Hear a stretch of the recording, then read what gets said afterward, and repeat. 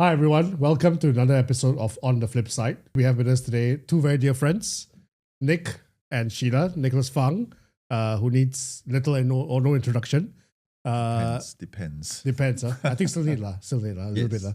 Nick is a former NMP, a former media professional as well, been in the newsroom for quite some time, and also runs his own PR and communications firm, and has also been with the think tank Singapore Institute of International Affairs. A man that wears many, many hats. He's also very active in the sports industry as well, right? I mean, national fencer. Once upon a time, I was chef de mission to our SEA Games contingent as well. I can just go on. I mean, his resume is like endless. And I also have a very dear friend of mine, Sheila. Sheila is a consultant currently and formerly with the public service some years ago. And Sheila and I have also been working together for some time in several non-profit and volunteer engagements as well, including the Birthday Collective, which we're both proudly part of, right, Sheila? Indeed. Right. So thank you so much for taking the time to join us today, guys. I mean, it's election season. Previous episodes on this podcast, we spoke a bit more about policies and we took a deep dive on several hot button issues. But this time around, I thought we'll look a bit more at a macro issue, which is politics and how politics is changing. I mean, given that it's election season, there's a lot of attention as to how politics is changing. I mean, several of the political parties have already started announcing some of their candidates, and we can talk a bit more about that later on as well. But I just thought it'd be interesting to take a snapshot, given that we've all been observing elections over the last 15, 20 years that we have been voters as ourselves. How do you guys see politics in Singapore changing at all? So I think politics in Singapore, I started to see potentially, obviously, I think a lot of us noticed a significant change in 2011. And I was fortunate enough to enter the House in 2012 as a nominated member. And of course, in 2011, there was a watershed victory by the Workers' Party in Aljunied, the first time that a group representation constituency went to our opposition party. And I think we started to see gradual shifts over time that potentially may have accelerated a little bit in recent years. I quite often use the analogy that if a country is akin to a person, right? In the early formative years, you tend to be a little bit more obedient and listen to what people tell you to do. When you enter maybe the tricky teens, that's when you start to question and ask a lot more whys. Why should I do this? When people say, do that, you say, well, no, for a start, but if you really want me to, you have to explain why. And I think we're starting to see increasing shifts as an electorate, as a society as well. And then when you think about Singapore as a very open society with influences that come from all over the world, it's not surprising to see that people are talking a lot about issues that potentially 5, 10, 15, 20 years ago wouldn't have been front of mind, asking questions, in some cases difficult questions, of the government, of political parties, of politicians and candidates. I think it's part and parcel. It's hard to say whether it's good or not, but I think it's part and parcel of growth as a society.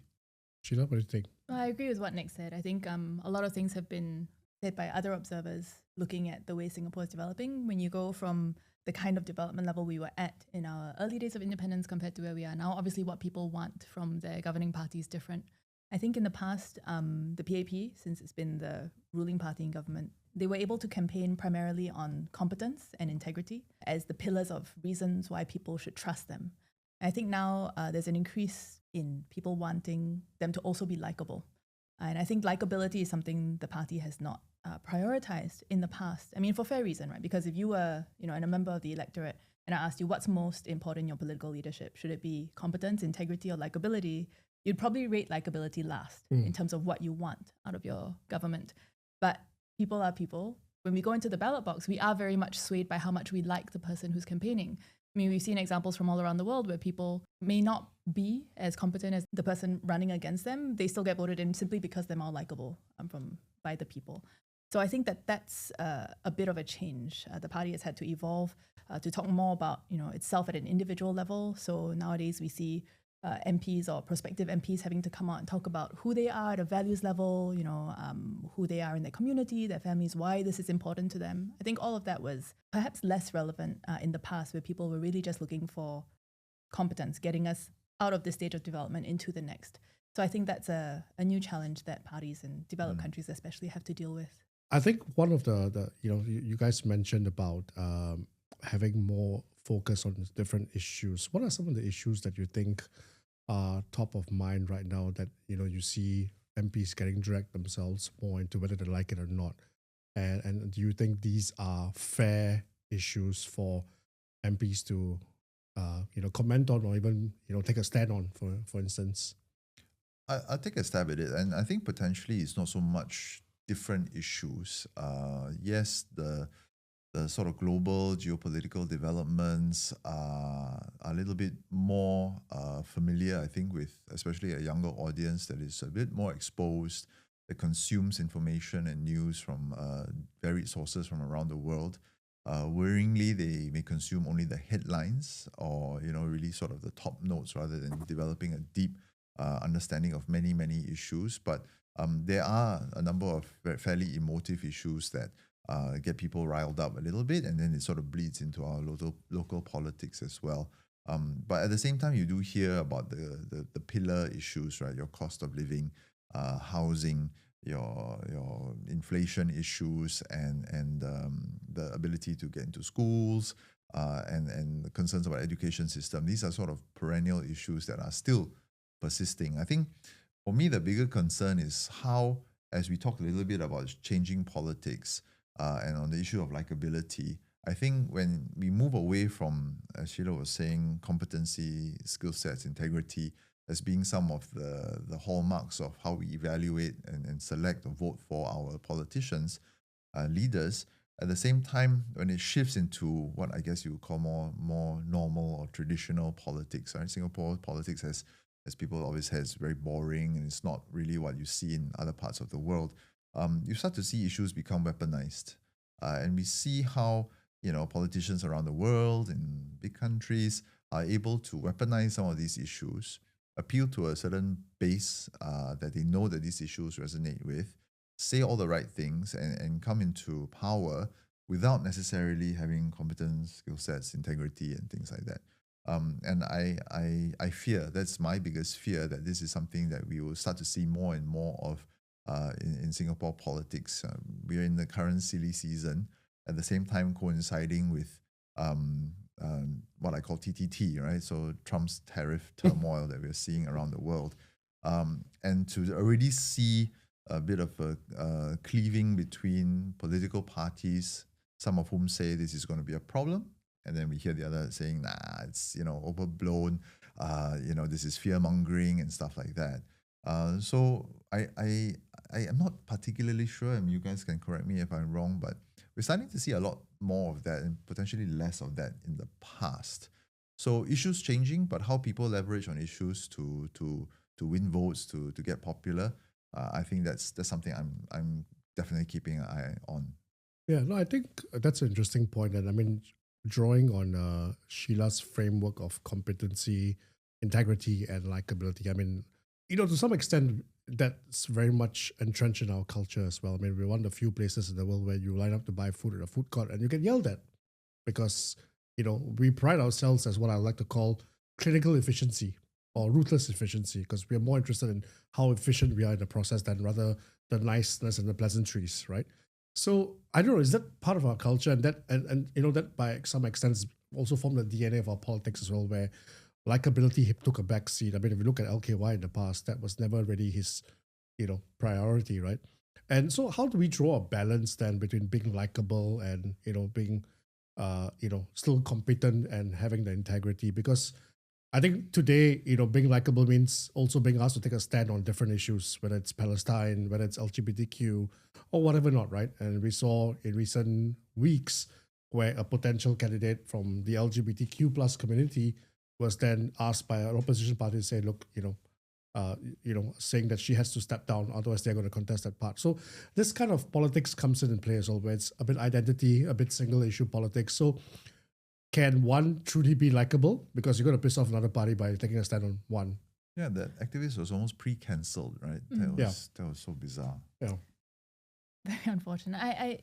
Here when we're talking about likability, I want to draw the difference between being popular and being likable, right? And I think that sometimes that's conflated.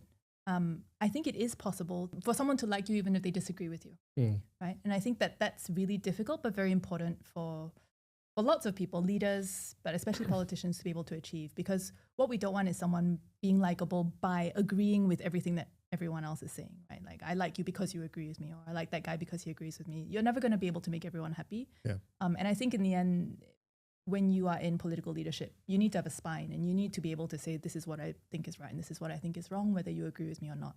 I think the key difference is whether you're coming across as being authentic. And also, I think the motivations that people ascribe to why you're saying something, right? So on the one hand, if you are authentic about who you are, what you believe, and you're consistent, I think even people who disagree with you can at least have a grudging respect for that. Okay, he's consistent, she's consistent.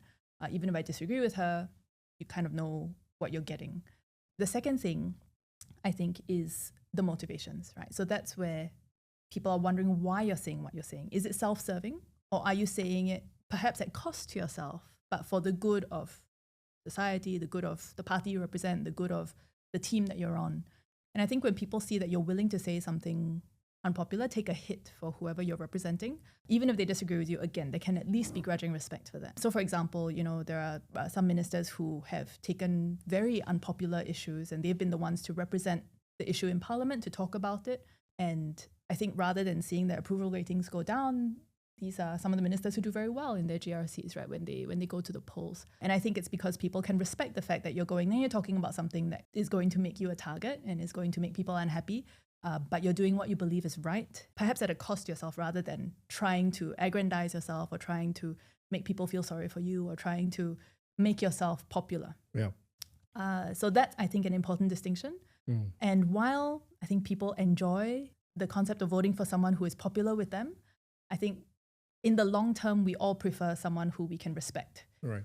Who is authentic, and we like them for that reason, rather than them simply agreeing with us. Because, if the voting patterns change and they need to appease a different group, they'll start disagreeing with us and agreeing with them. But I guess in a more contestable political world, right, as we have right now here in Singapore, the political hit also then comes at a cost, a huge cost to the politician as well. And then I suppose there's less likelihood then to do things that might jeopardize that political position as well. So again, it's the very thin line or fine line between what's likable, what's right, and what's wrong, right? So there's always a trade-off, I suppose. So you end up as the transport minister and you're universally hated by everyone, which is potentially the hottest seat in Singapore politics. Yes, indeed. But before we move too far from this topic, this notion of likability versus competency/integrity, I wonder whether the dichotomy that we used to see,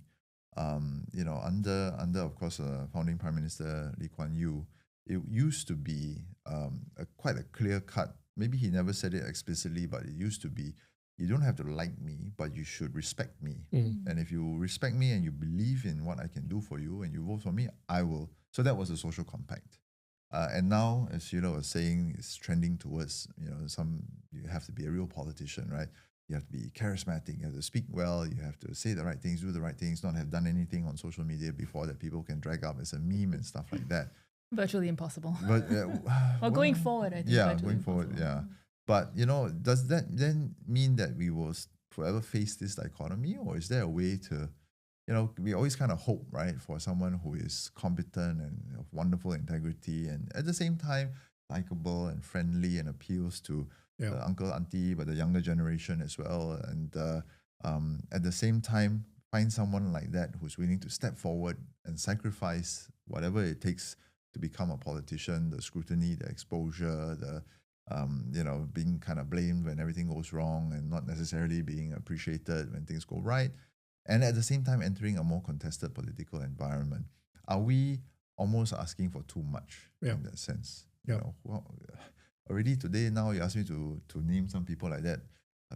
Not easy. And in years to come, when people see how challenging it is, potentially might be even less and less people willing to step forward.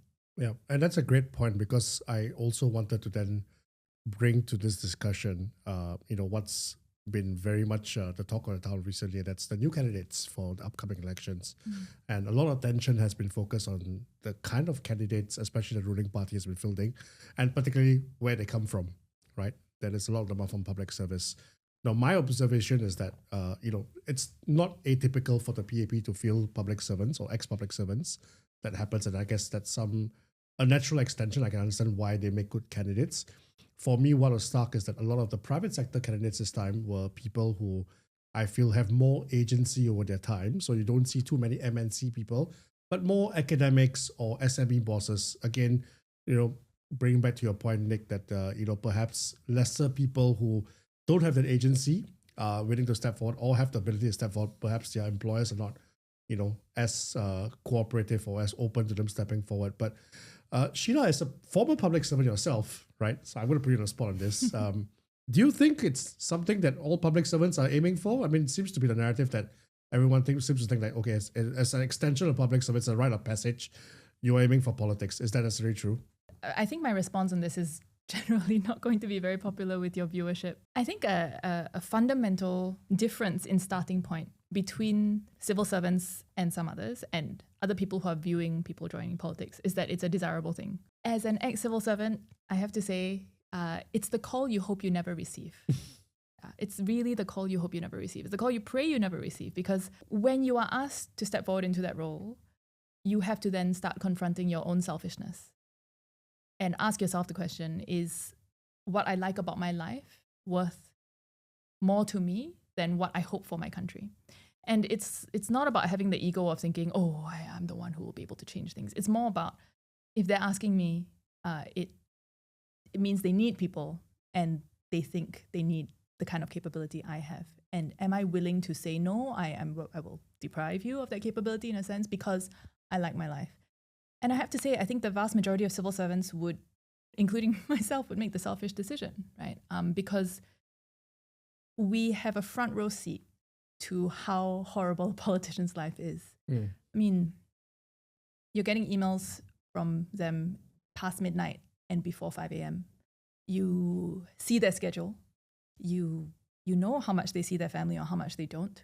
And I'm not trying to make anyone feel sorry for anyone in political office, because everyone who's done it has made that choice, done it with their eyes open. And I don't think they want you to feel sorry for them either. Right? And I suppose the detractors will say they are paid handsomely for that. Indeed. But I there was a friend of mine wrote a Facebook post recently that talked about it. And I think our Prime Minister makes like a fraction of what the CEO of SGX makes. And I think if you compare, I mean, not to hit SGX or anything, SGX is great, but you compare the kind of value and stress the job of the Prime Minister brings, that fair compensation? I mean, we do pay them a lot. I personally don't have a problem with that because I see how hard many of them work. And also, we are aware that it's a clean wage here, and it's not the case in a lot of other countries. I mean, other countries might pay their premiers a fraction of what we pay ours, but if you know what their speaking fees are after they retire or after they finish their 4-year term, then you know that they have their eye on the money they're going to make after, right? So it's not really comparing apples and apples. So I suppose it's also, if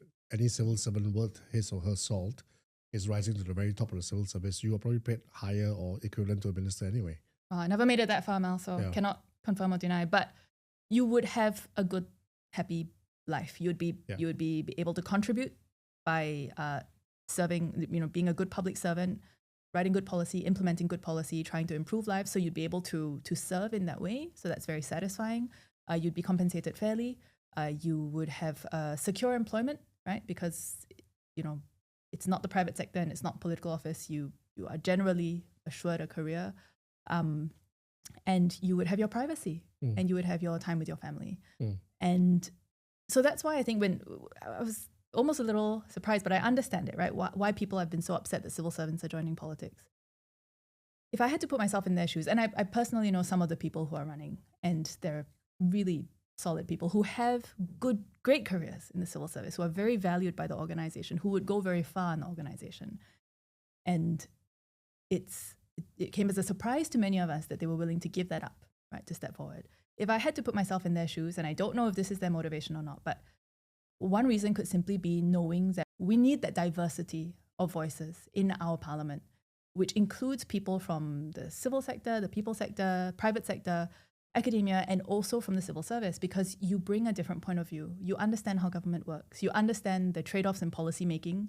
It's what you do day in, day out. And you have trained from the first day to have a very long-term orientation to doing what is right for the country. And with mature democracies, we see example after example of political systems where the government becomes more and more focused on the next electoral cycle rather than the next generation for its country.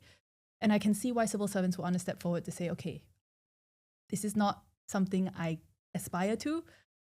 I don't think I will enjoy this very much. Maybe they will, maybe they won't. But I think I can try to contribute some long-term thinking. And if as a result, I do not go far in this field, then I can go back to having a quiet life somewhere else in this economy. I suppose the trade-off for civil servants are even worse than private sector, because if you don't win an election or you lose an election, you can't go back to public service, right? And then you're left in a limbo to some extent, career-wise at least. Indeed. I mean, in Singapore, we prize having single citizenship, right? Yeah. So we say, if you want to become a citizen of Singapore, we're a great country, we give you a lot of benefits, we want you to give up your other citizenship. And that's a prerequisite for you becoming a Singapore citizen. And that's how we can trust, right? In a way that new citizens are here for the right, so-called right reasons, or to really be a long-term part of our country and not just kind of fair weather friends. Yeah. The same can be said for civil servants. They're giving up something that they can't get back. And many of them love their jobs. I mean, for people who have a public service orientation, being in the public service can be very satisfying, very fulfilling. And they're giving that up. And I think it does come at a cost to them. So once you stand for office, you cannot rejoin the civil service, even if you're not elected. I don't think that's a possibility. I don't know that there's any precedent, but at a minimum, you've given up a lot of things that I think you can't get back. I suppose you've shown your hand as well, right? Yeah. Then it's difficult to go back and maintain objectivity or neutrality really in that sense. But this is a good point, guys, for us to take a short break. So when we come back, we're going to talk a bit more about some of what we're talking about, a bit about identity politics, a bit about pluralism in parliament and in politics, and what are the implications of this changing face of politics in Singapore. Thanks very much.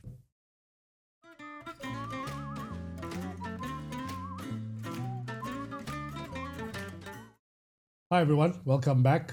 We had a very entertaining first half where we spoke about, Was it entertaining? Entertaining kind of, right?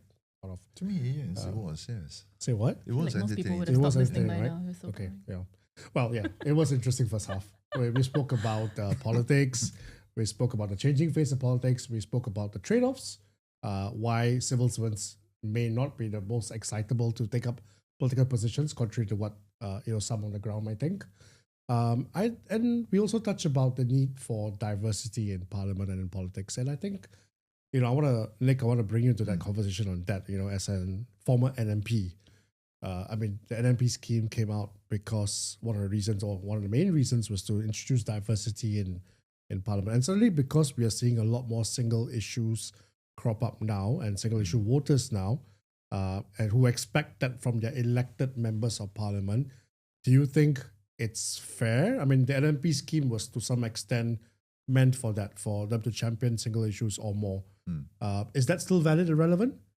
That's a really good question. I mean, I kind of grapple with it myself because in 2012, when I went into Parliament, I actually went in thinking that I would be sort of representing the sports fraternity. That's how the idea was sort of mooted when I started thinking about the possibility. But then I realized that sports, arts, and media came from the same functional group. And at that stage, there was a very good candidate representing the arts fraternity, Janice Cole. And so I thought to myself, it would be quite a shame if they were forced to choose, because they can only choose one per functional group. So in the end, I went in as a sort of independent. When I was speaking to the select committee, they said, what are you going to talk about? So I said, potentially sports, international affairs, the media, and defense and security. Those are the sort of areas that I'm quite interested in. So they said, oh wow, 4 for the price of 1. All right, we can do that, right? Okay, they didn't really say that, but I think that was the position that I sort of went in. And at that stage, just sharing my own experience as to why I felt that NMP scheme at that time was worthwhile. Post 2011, I think ruling party government was doing a bit of soul searching, and they said, look, let's try to do things to bring the country, a little bit more together. Let's do things for people so that they feel better about the country. And in the sports sort of conversation, a lot of it started to become about mass participation. It was, aqua aerobics and Zumba and line dancing. And I was thinking that's not really sports, and I spoke up as much to say that if you think about sports, There are a lot of aunties in my neighborhood who Yeah. vigorously disagree with you. fitness activities is fine. I don't think there's anything wrong with Link your fitness auntie killer. You activity. cannot say that kind of thing. Cannot. But when it comes to sports, Yeah. the traditional notion of sports, there is a high performance end game, right? You have Fair enough. you have the kids, you have mass participation, but at some point it builds up to the pointy end of the development pyramid. And so I spoke out quite a fair bit on that. I said we can't, let's not lose sight of the end goal, the point of some of these things. And then I could see a little bit of the tension between maybe national objectives, which are very broad and go to the ground, and it's talking about the impacting positively the largest number of people that you can. But on an issue like sports, you can't neglect the top end, the Joseph Schoolings, the guys who are going to win the Olympic gold medals. So I was glad to have had that choice, and I could see a bit of a tension there.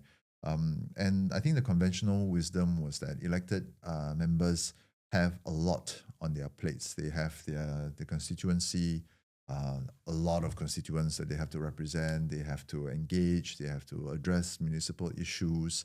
At the same time, they should consider, national policy, debating, questioning, voting for national laws. And at the same time, many of them have like secondary, responsibilities. Some office holders have multiple hats that they need to wear. And then on top of that, you say, okay, you have to be a champion for sports. You have to be a champion for arts. You have to have an interest in all these different things. It's tough. So I thought at that stage it was nice to have that sort of NMP cohort that came in to represent arts and sports to a certain extent and different issues. If the whole point is to have more diverse voices, then of course having more members of the opposition, potentially from more different opposition parties, would lend diversity to the texture of parliament. But does that mean that they would then be able to focus on, as you say, those single issues? I'm not entirely sure, and there's no sort of guarantee for that. But yeah, I think that's something that we see in many sort of governments, parliaments around the world. So if we take away that raison d'etre, which was to have, if we don't have enough non-PAP voices in parliament, so the NMP scheme is there to ensure that we've got a fair amount of opposition voices now. And I talked to my friends who were old-timer NMPs, and they said in their time, maybe in 20 years ago or 15, 20 years ago, they got a lot more airtime in parliament. The media was more interested in their opinions because they were sort of the alternative voice. Nowadays, I don't know. It's pretty hard to stand out, with the number of elected opposition voices in parliament. Oh, that's really interesting. That's a very interesting point, because I didn't really think about how the impact of having more pluralism in elected parliamentarians itself would have an impact on the NMP scheme. So that's rather interesting. Is it important to NMPs to stand out in parliament? Because it's more difficult to stand out, right? Is that something that's important for NMPs? I think so. I think when you enter parliament, you are encouraged that when we joined, there's always these stories of NMPs who went in and said nothing for the entire term. And they said, then really what are you there for? So I think the point of us being there is to speak up in an independent, non-partisan way to express views that you believe in, genuinely believe in. So potentially maybe not about standing out, but to be able to have an impact. And what is the are you value there you're for? bringing? Yeah. And if nobody listens, if a tree falls in the woods and nobody hears it, then what was the point of having you as an An NMP? MP speaks to an empty house. Yeah. We are sort of skirting around the issue of what happens if NMPs then at some point become contest elections. Yeah, what do you think about that? I think I've made my position quite clear when news broke of two NMPs who were stepping down ostensibly to have the opportunity to contest the elections. I felt that goes against the grain and the spirit of the scheme. I fully agree with Minister Shanmugam when he says that there's nothing in the Constitution that prevents it. But when we went in, it was made very clear to us that we were to represent independent, non-partisan views in an objective way, which I think would be compromised if you join a party. Is that to say that you should never be allowed to join a political party. I think maybe that's a bit hard line, but a cooling off period will be good. I think it's very hard to say that one day you wake up and suddenly yesterday I was non-partisan, and today I am partisan. And what happened before midnight last night has no, whatever I feel now has no bearing on how I perform in the past few months. So I think I wish I guess the question was is anyone really ever non-partisan or objective? Well, I'm not sure. So I guess so again yes, I am, but yes, carry on. Nick and only Nick. No, but I That's not, there's only one Nick. thank goodness. A lot of other NMPs also, by the way. But no, it's true. I see Nick's point, and especially someone who was an NMP and took it very seriously, which is great. You take that impartiality very, very seriously, which I think is the right thing to do. I guess when I think back when I was a civil servant, we were always told you also have to be impartial, right? You're impartial but non-neutral in the sense that you serve the ruling party of the day, but you are impartial as to who that ruling party is. Your goal is to carry out the directions of the people who have the mandate to lead Singapore, right? So the thing is, though, as civil servants, we come in and we all have our own views about things. I have my views about transport, housing, public policy issues, what we should fund, what we shouldn't fund. Those are my personal views. But it is part of our discipline to not allow that to sway us in the recommendations we make, right? To look at the data, to look at what other stakeholders are saying, and to represent that fairly to our political leadership so that they can then make a good decision. So making an impartial recommendation in that way was a really important part of the craft, even though we all held our own personal views and biases that are driven by how we were raised, our personal values, our faith. How likable the minister is. Well, all kinds of reasons, right? So I think it is possible for someone to be impartial in what they say and what they do in a parliamentary setting or when writing a policy paper, even if they have their own views.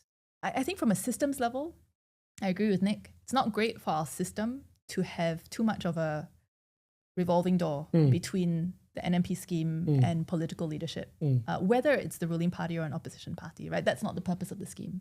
So at a systems level, I think that that's really valid, and we really need to be careful about that. Yeah. At an individual level, I can kind of see how it would happen, right? Like you're sitting in I've not been an NMP, so correct me, but you're sitting in Parliament, you're seeing these things be debated, you are getting more and more enmeshed in thinking about public policy, and to decide one day that you no longer want to just perhaps question policy or suggest, you want to actually work on building policy and implementing policy and moving things in a certain direction. I can see how it would happen, that someone would become interested in that and feel like, well, then I should leave and join a political party. And frankly, I think it's better that they recognize that and leave and join a political party so we know who is representing what in Parliament, rather than remain as an NMP, which would actually be the easier way out. You could just get nominated again. You don't have to fight for election and use that as your platform, right? So let me just, I suppose this is an argument that we all feel strongly about, and I don't know if we all. I definitely feel very strong. Well, I do as well. Not least because I think one of the individuals is also a close friend. But I think and therefore maybe I understand where he's coming from as well. But I suppose it's a subject for another day. But I just want to pick on some of the points that both of you mentioned, and just taking into larger context of what we discussed today as well. On one hand, we are saying that it's that the trade-offs of getting to politics are a lot higher today, a lot more today, and therefore maybe deterring people, including people from the public service, to always say yes for the call, right, to answer the call. On the other hand, we're also saying that there's still a need for NMPs or the likes to come into Parliament and maybe champion or speak up on single issues where they can, and that's specifically the reason they're brought in for. But that also has deteriorated a bit, and maybe the airtime they get in Parliament because of now more pluralism in Parliament itself, right? So I wonder then, trying to draw these threads together, maybe at a stretch really, rather than just having NMPs, and you probably could still have NMPs, but maybe nominated ministers.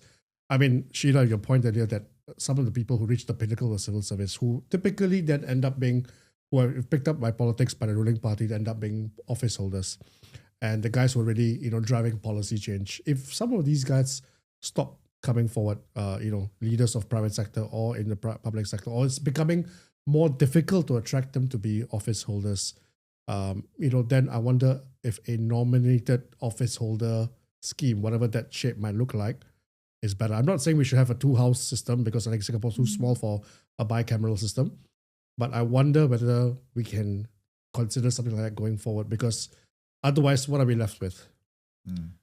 I think it's important to draw a distinction between independence of views, having your own personal views that shape how you view policy and your work, and being part of a political party. There's a reason why there's a party whip, and the whip descends when the party has to close ranks and vote on certain issues, right? It's not helter-skelter, everybody do whatever you want, except on certain issues when the whip is lifted. Yep. So there is a distinction between having your own thoughts, your independent thoughts, your own beliefs that are shaped by whatever influence, and being part of a political party.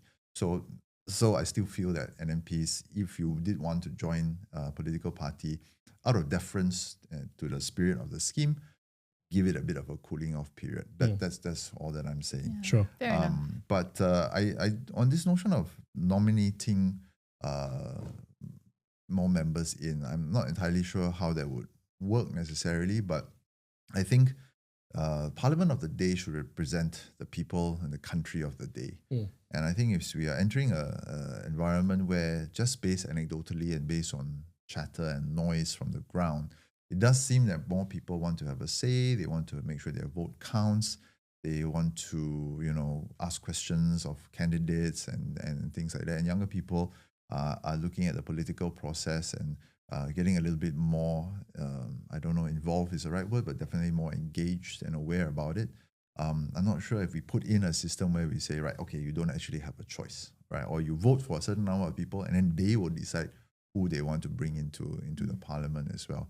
I think we have to be a bit cautious about that. How then to address the issue of the talent drain and not being able to attract the right people, I don't have an answer. I think that's really down to the parties of the day to do better recruitment, to walk the talk, to be examples of people who, because of their passion and commitment, make this choice and hopefully make it work and, still manage to balance all their commitments with the family and stuff like that, so that future candidates don't look at it and go, wow, now I don't want to do this. Yeah. I don't know whether that's wishful thinking or not. Yeah, nominated ministerial system or upper house dominated system does exist in other countries. I mean, the likes of India, even some of the Commonwealth countries as well. So it's not, again, throwing it off. It's just something I guess we never really thought of, because I think we felt always that, whoever's in parliament must have the mandate of the people. But I wonder then whether about turn of it could be that, you elect the prime minister or maybe the backbenchers, and then the prime minister gets to choose who is part of his cabinet or so. I mean, similar to the American system. Similar to the American system. I think one thing to remember about the Commonwealth countries in India, and I think that's historical legacy that has fed into why that system persists to this day.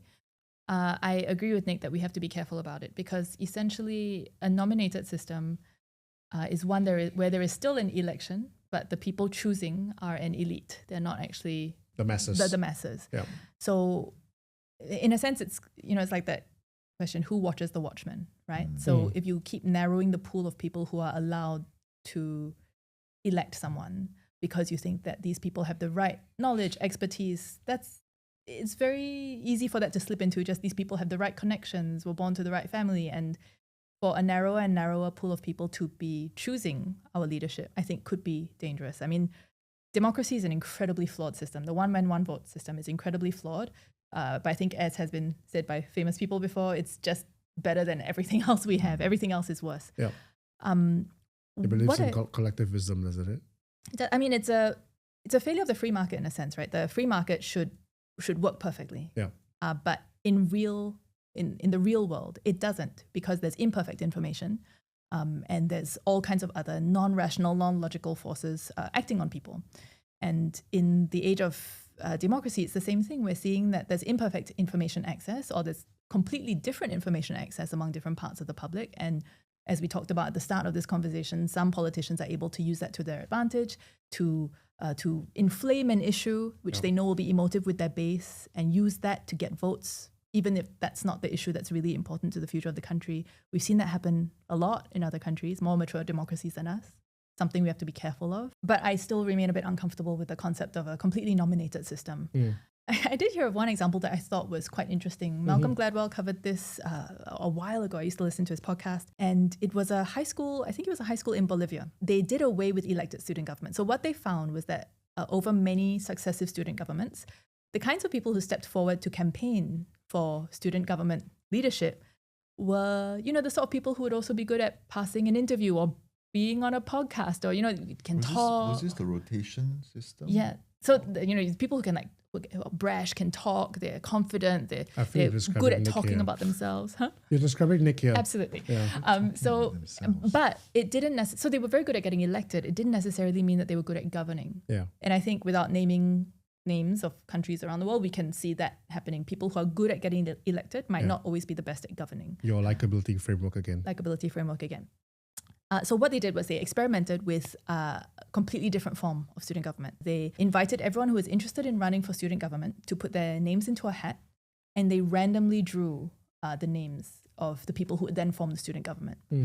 I'm remembering actually they did it for a few years. And at the start, so the journalists went in or the researchers went in to interview these people who are running, who are becoming the student government. And they left a little perturbed, right? These people, I'm not sure they'll be strong leaders. They seemed very meek. They didn't really seem to have a strong view about what to do. But then they came back 6 months later and found that student government was being run better than it ever had before. And the hypothesis was that it's because when you take the public limelight aspect out of the equation, you're encouraging a more diverse range of people to step forward. People who may not be extroverted or love talking about themselves or comfortable in the public eye, but who have really good ideas for governance and really, that they might have other skills they bring to the table, like being very organized, being very determined, and they're able to use that to push it through. At the same time, it changes the social compact in the school. It changes the dynamic, right? You know that these people are not stepping forward because they want fame, glory, power, prestige, because all of that has been taken out of the system. You are randomly chosen out of a hat. There's no power or prestige in that. So when the student body looks at the student government, they know that, okay, they're there because they really want to serve. They want to do this thing. They believe that they can do something good, and let's give them a chance, right? So it changes the dynamic as well. To me, I don't know how it would work on a country level, but I think that there are some interesting lessons there about how to create a system that gets people with the right motivations to step forward, that gives you the diversity of capabilities you need, rather than just maybe a whole team of people who are very good at politicking, and how that can actually be more effective. Well, I'm not sure how. That's such an interesting example, because if you think about what a politician or a leader needs to be, it's not just the brains to come up with good policy, the heart to understand people's needs and genuine concerns. You also need to be able to communicate. I think in today's world, policy, you right? need to be able to communicate well. So this notion of maybe the great doers or the great thinkers who come out, but not necessarily the great talkers or the most charismatic guys.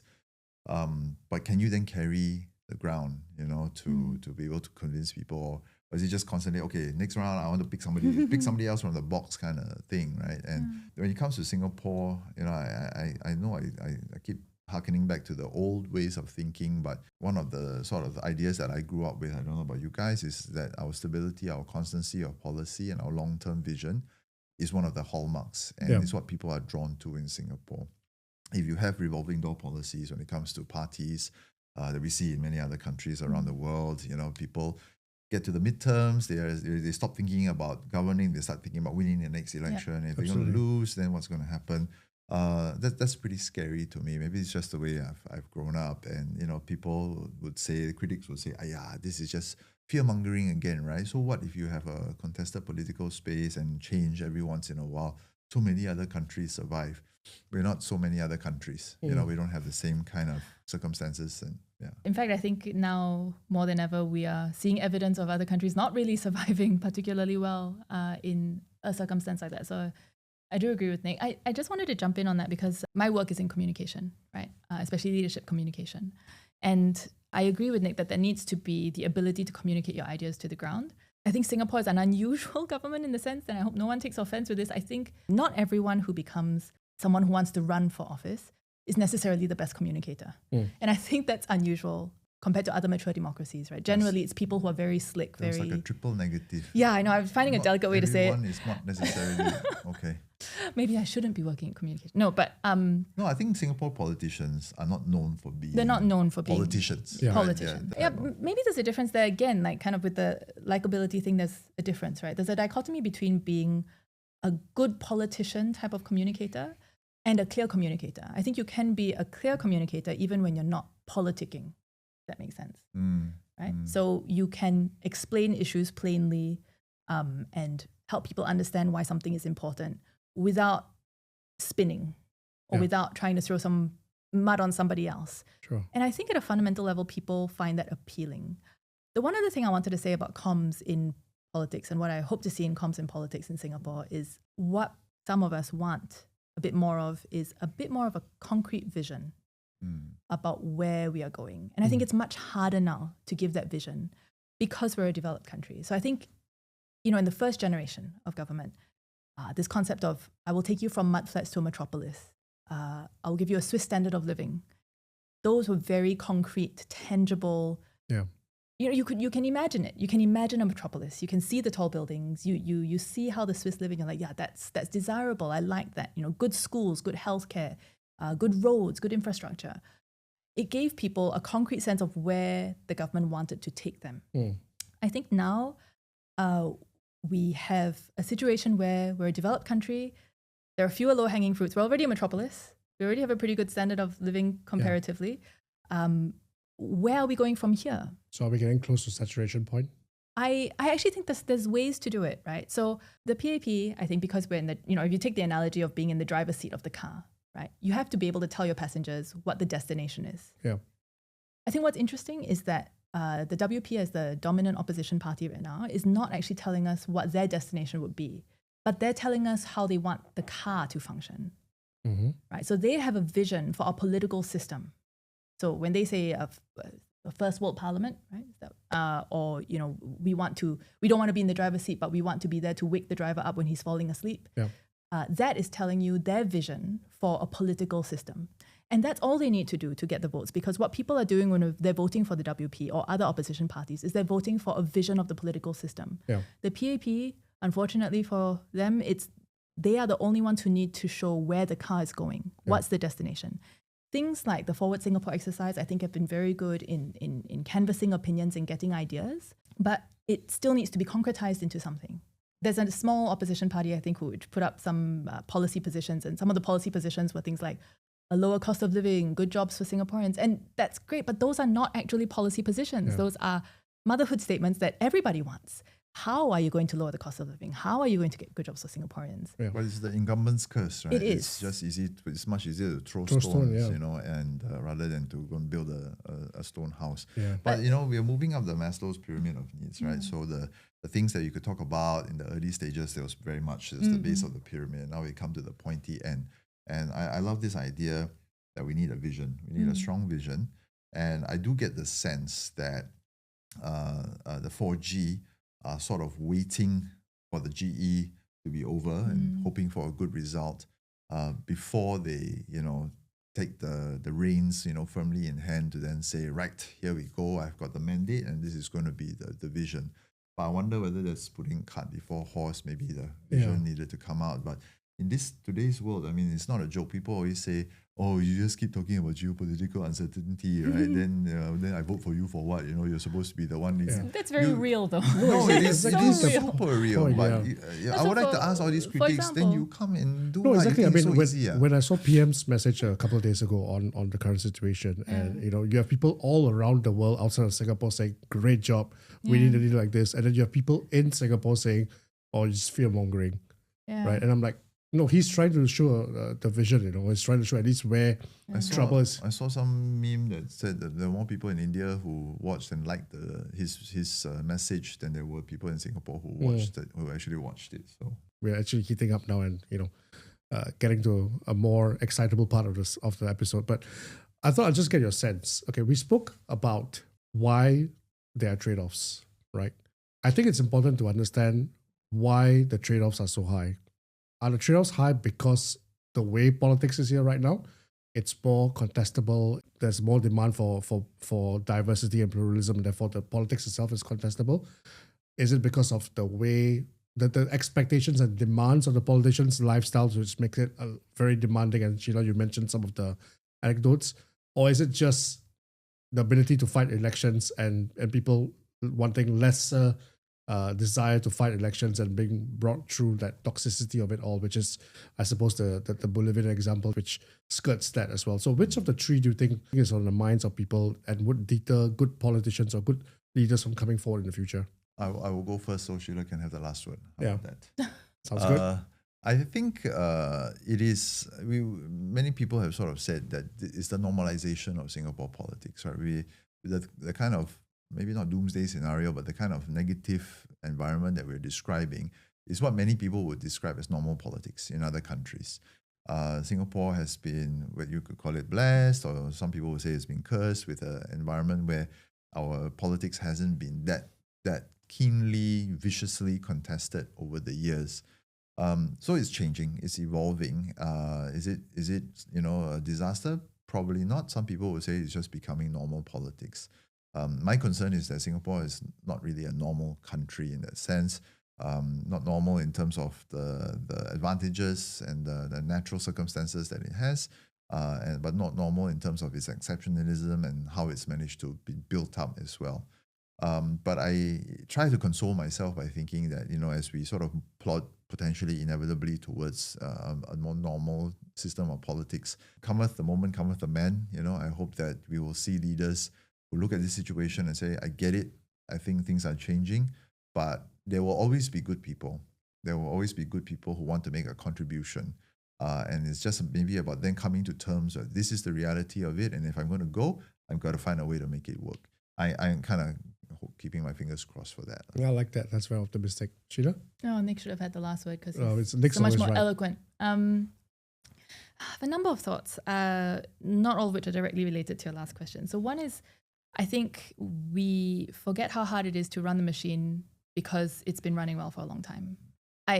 It's just a fact of life. It's human nature. We see it with everything. I mean, in other countries, we're seeing it with vaccination, right? People are taking for granted the fact that we have herd immunity, so no need to vaccinate their kids, and now seeing the price of that. And I agree with Nick. Measles is coming back. Measles is coming back. People forget or people don't know today how grateful past generations were when things like the polio vaccine or measles vaccine were invented. And so it's really, generational memory is short. Right? And so I think we forget how hard it is to run the machine because it's been running really well for a long time.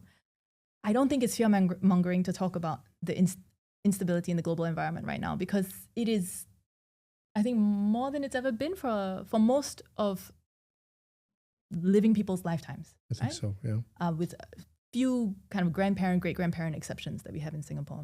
So I think this concept that we can do what we want with our politics and still survive is a dangerous one. Yeah. I think that we should cast votes the way we want to be governed, meaning you should not cast a protest vote simply to make a protest. I think it's getting to the point where that's dangerous. Vote for the party that you think will do a better job. And that may not be the ruling party, that's fine. Vote for the party that you think will do a better job, because right now we need the free market of the democracy to work as well as it can. We need perfect information as much as we can in order to navigate this environment. Nick is completely right when he says we're not a normal country. And I've heard people talk about how it's okay if our politics goes to shreds because the civil service is so strong. Honestly, civil servants are called civil servants for a reason. We serve the politics of the day. And if the politics of the day are in a mess, I can assure you the civil service will have to devote so much more time, energy, resources, and thinking to just navigating that mess versus actually solving the problems people want to solve. So I'm not saying you should vote one way or another for one party or another. And we are a very lean civil service. We are a very lean civil service. So I'm not saying vote for one party or another. I'm just saying vote for the party that you want to do the job and that may or may not be the ruling party. The last thing I want to say is, this point about the vision. And I wanted to add this in because I don't want to be the person who goes to an interview and is like, oh, we need better thinking, we need better solutions, and not actually trying to come up with anything. So I was thinking, what could a vision look like? What would be a concrete image that people can hold on to as, okay, this is what our government thinks is important and that's what they're going to drive towards. At first I thought maybe, with all the instability happening, kind of an oasis of calm in a choppy sea. That's an image I think people can appreciate, because the sea is choppy, and an oasis of calm is something that's very, very valuable, not just for the residents on the island, but for anyone else who needs to find safe harbor. But that is still a little bit abstract. I mean, another way could be, we want to be the scientific city of the future, right? So this is where we are going to double down on having the best technology, the best precision medicine, the best use of technology in schools. We're just going to use technology to improve lives to a degree not seen anywhere else in the world. Right? Become known for that the way, say, the Swiss are known for the quality of their watches or things like that. Yeah. Or it could be, just something to get people excited, right? So, other countries could be like, oh, we're the sporting capital of the world, or we are the entertainment capital of the world. I don't think that's where Singapore is going.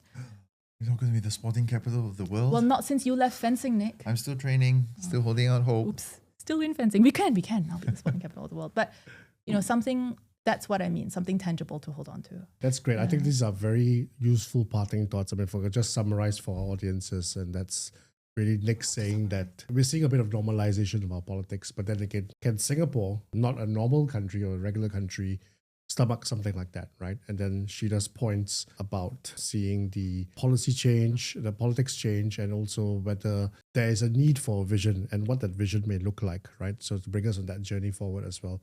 I think that's also a very important one. We are heading in the direction where there's normalization of politics, as Nick mentioned. And I think your point, Sheila, that people should vote for a government that they want to see govern them, and not because it's a protest vote or not because it's a popularity contest, even then, right? Even though likability is an important question for that, right? But how do we get there? How do we get our politicians to manage being likable, being efficient, being competent, and being having integrity all at once? I think honestly it's a big ask. It's a big ask, and I salute those men and women who step forward to do that, whether they do it well or not. I think the desire to step forward is a big one or not, right? So because honestly, would we do it? We're sitting here right now. We're not out campaigning. Yeah, it's so easier doing podcasts like that. It's easier to talk about it on podcasts. Sitting in an air-conditioned room with our glasses of water. Yeah. And so you're right. We again, I referenced the post that a friend of mine made on Facebook, Irvin, and he's like, they are in the arena. I'm sitting behind a keyboard. We are not the same. And I think that's absolutely true. It's easy for us to sit here and criticize either party, right? Both parties, all the parties who step forward. But ultimately, they're stepping forward. And if we're not, then we have to at least give them our respect for that. Absolutely. So as a polity, I think we need to appreciate that, and we need to also be in line with that in terms of doing our part in choosing the right people for the job as well, right? Whoever that person is. So thank you very much, guys. This has been interesting. I think we could have gone on a while more, an hour more, but I think the producers would have killed us for that. Studio rent is expensive. But yeah, this has been really fun. We shall resume this conversation over coffee someday, and perhaps closer to GE itself. Thank a lot for having us, man. Thank you. Thanks very much. Hope everyone enjoyed this episode, and look forward to seeing you guys on the next episode. Thank you very much.